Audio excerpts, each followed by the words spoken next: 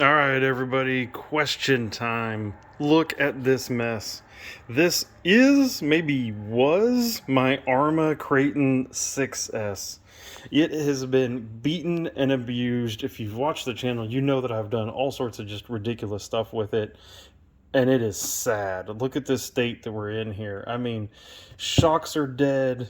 Motor is literally dead.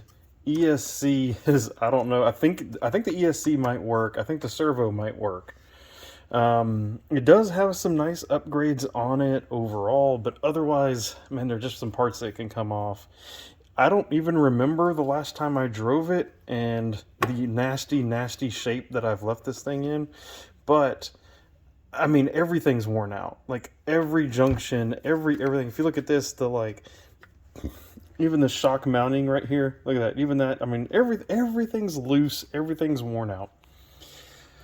Wings gone. I was starting to mount a different body on it. You can see that here.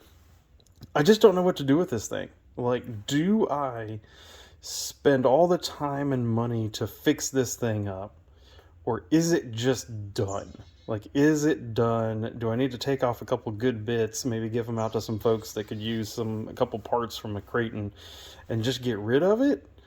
Or do I actually spend the time and the money to source a motor, to source an ESC?